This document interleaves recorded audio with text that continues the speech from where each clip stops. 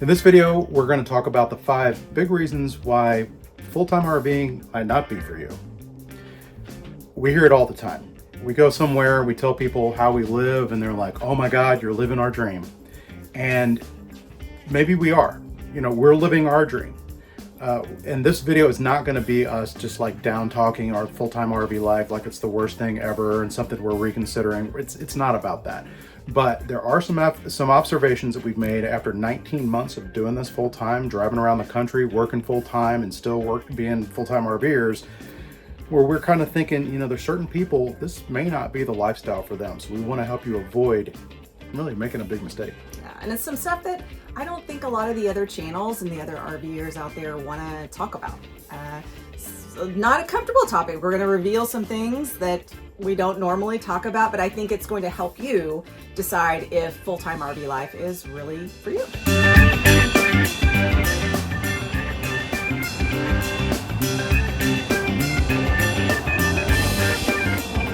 So we are Barry and Darlene Nicholson, and our channel is Like There's No Tomorrow. And about 19 months ago, we sold everything from our beautiful Florida home, took our last kiddo to college, and hit the road full-time trying to figure out this RV life. And we knew nothing. We had never RV'd before.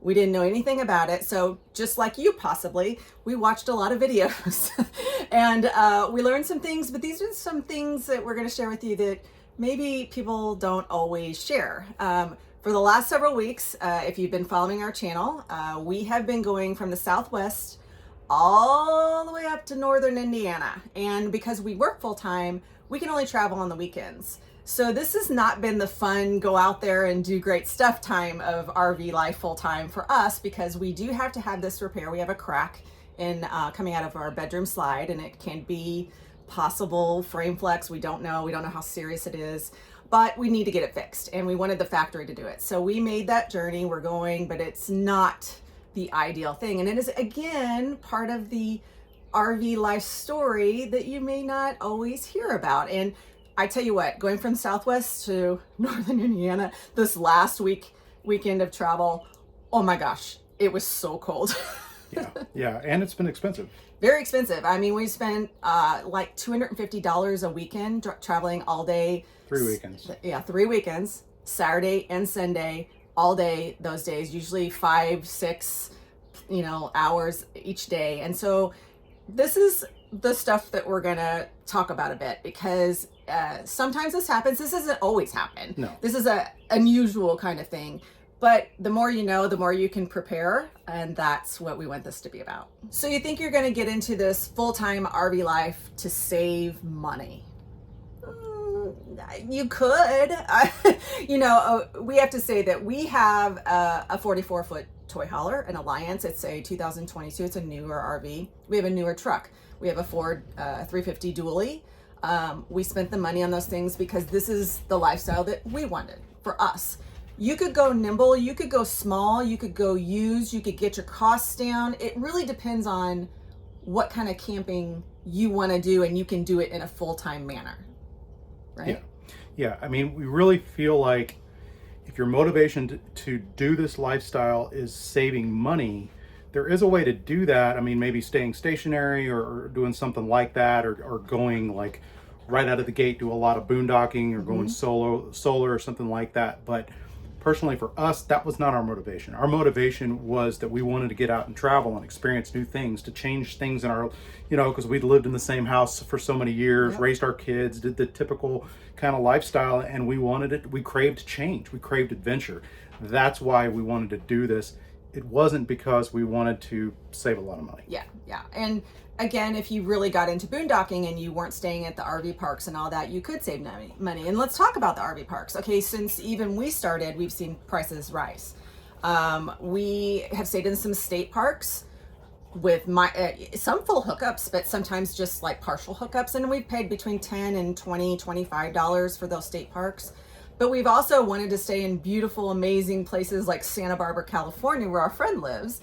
And we paid $135 a night to be at this particular. It was actually, that was a thing with our size. There weren't a lot of options for rigs our size. So we had to play and remember that. And so we balanced some boondocking out with those expensive stays, and you can balance it. But if you want those amenities, if you want those really nice resorts, you're going to pay for it. And even if you do something like Thousand Trails, it's still going to add up. So really kind of, when we started, we thought we were only going to do RV parks, resorts, nice places. And after about a year, we started thinking this boondocking thing sounding real good.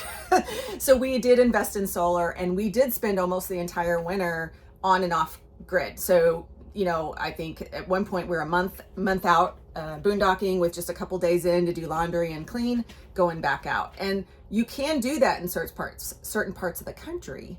The East, it's a lot harder. And we've stayed in some amazing places boondocking. So it's, for us, totally worth it. For you, you have to make that decision if you're willing to make those sacrifices to go off grid like that.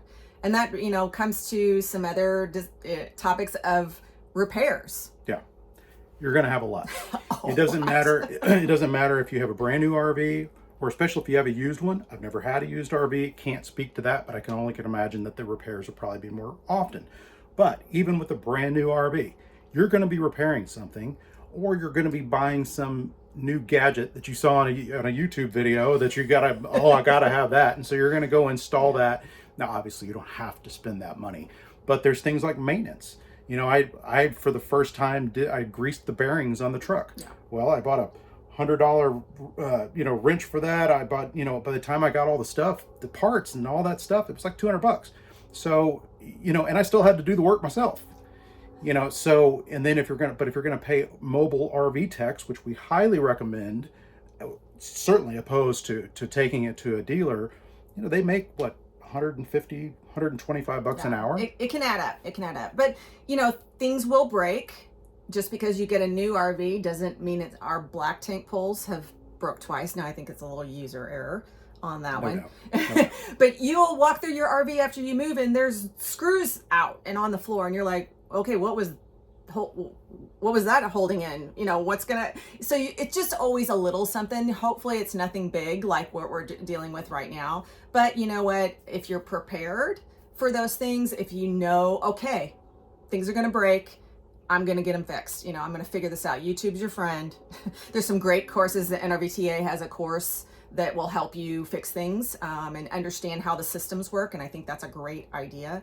But yes, repairs are constant, and it doesn't matter if you're a new RV or not. Yeah. Okay, so this is the one I don't know that a lot of people are willing to talk about. In the bedroom. I know, change of venue. But the challenges on your relationship with full-time RV life. And it's a thing.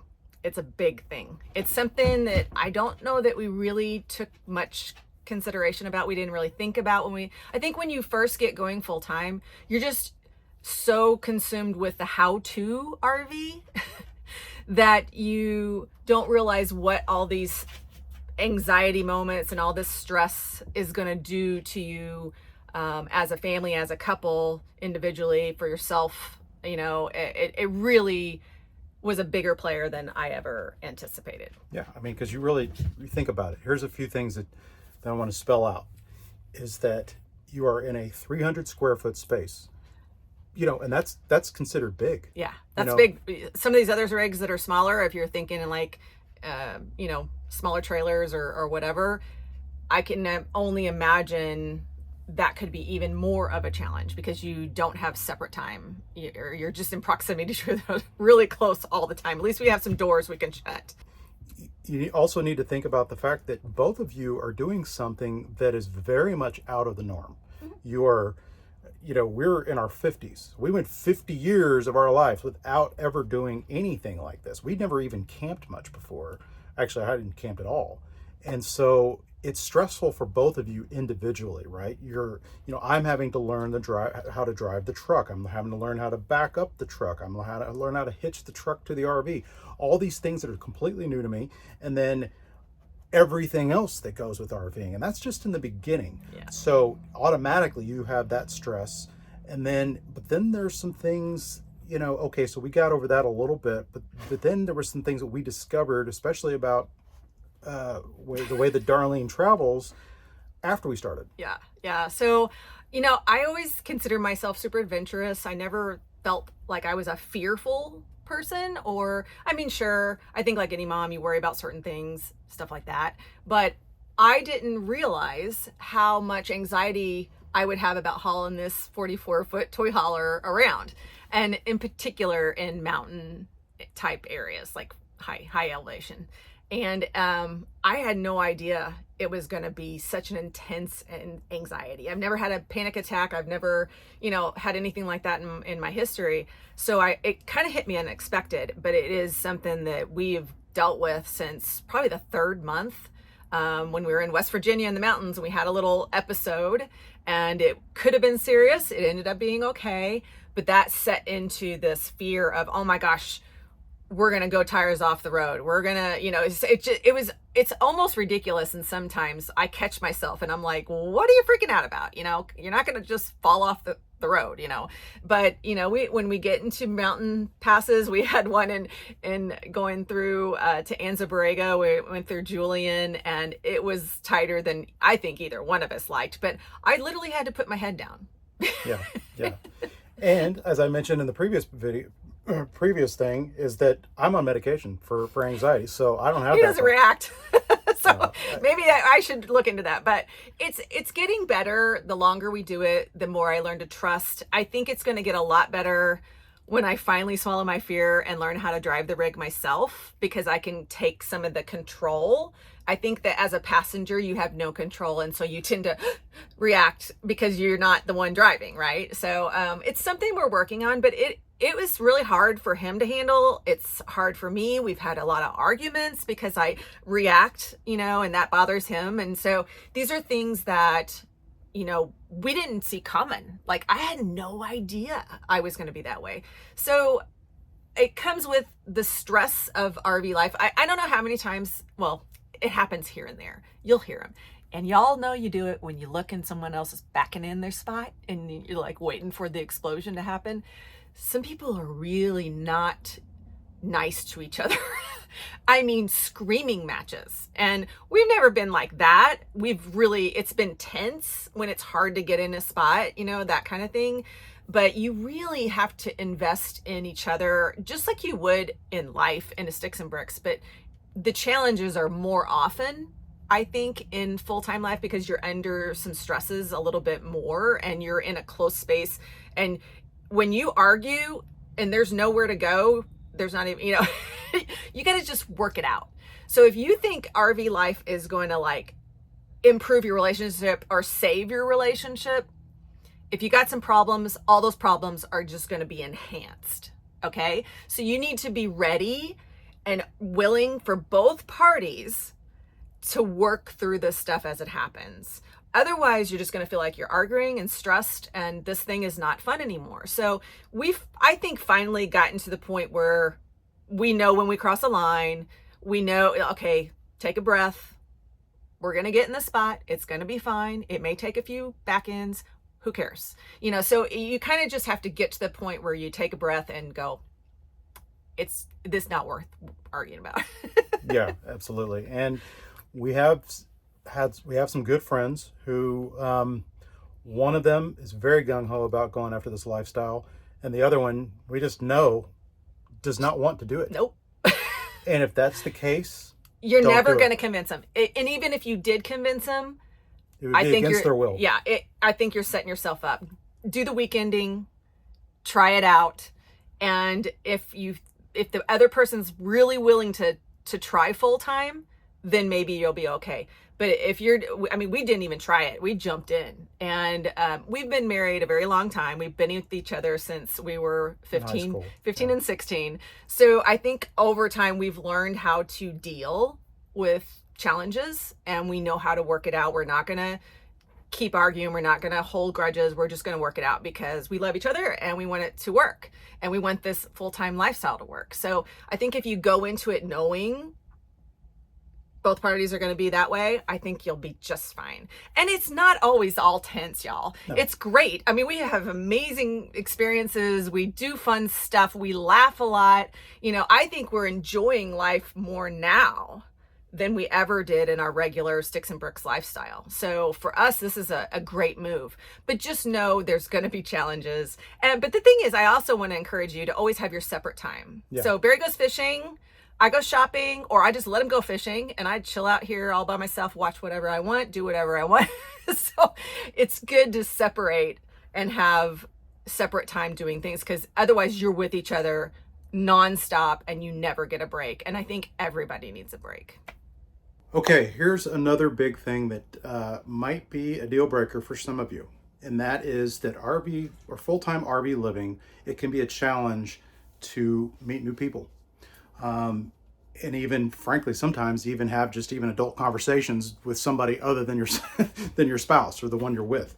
So it can be lonely on the road. That is something that probably around 6 months in really started to kind of bug me a little bit, because I felt like, we were definitely going to a lot of our RV parks, and I always say that RV parks are full of lots of friendly people, but it's hard to make friends, right? Because you're just there, you don't really have much in common other than the fact that you have an RV, and there's not really a lot of activities at RV parks that are kind of meant to get people to mingle, if you will.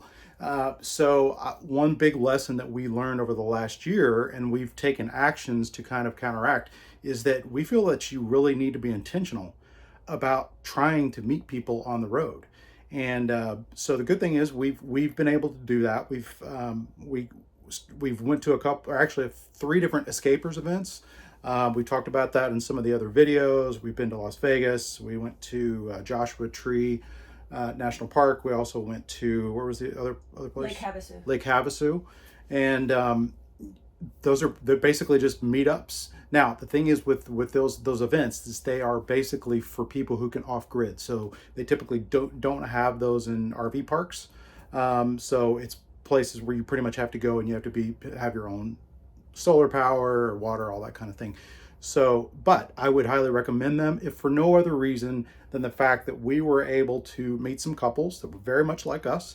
They were all kind of in the same life situation. A lot of them still worked full time, and and so they were just kind of the folks that were camped around us, and we all kind of gathered around the campfires a few times and got to know each other, and we remained friends.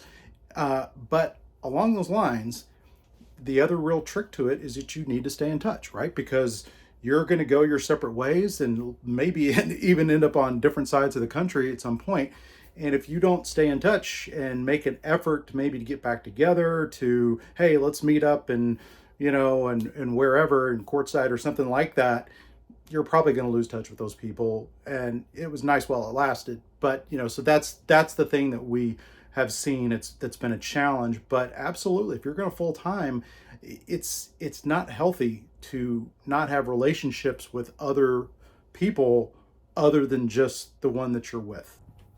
So that was a lot, right? I think the thing that we want to make sure that we leave you with is, don't let any of these challenges stop you. We just want to make sure that we reiterate that we do love this lifestyle, even with all of its challenges. And there are a few things that I want to make sure that before you start, you have a lot of what ifs. Like, you're worried about, Yes. Well, what if we get lost, or what if we can't figure out how to park the RV and we get in a weird situation and people are looking at it. Don't worry about any of that stuff. We've all been there. Mm-hmm. And you'll get over that kind of stuff. That's no big deal. Just keep in mind, we didn't know hardly anything, and which Nothing. Several of you have commented to let us know we don't know anything, but Thanks we for are that. learning.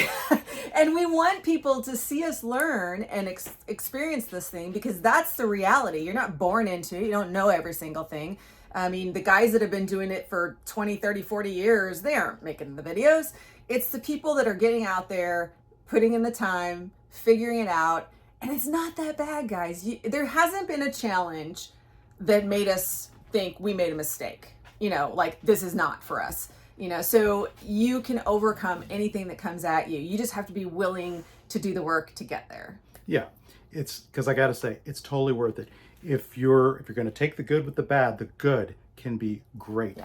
We have been to places and experienced things that were simply impossible for us to do if we would have stayed in our sticks and bricks home and just went on vacation a couple times a year. There or wouldn't have whatever been that enough would of be. vacation to even touch the number of amazing places that we've been able to see in this 19 months on the road.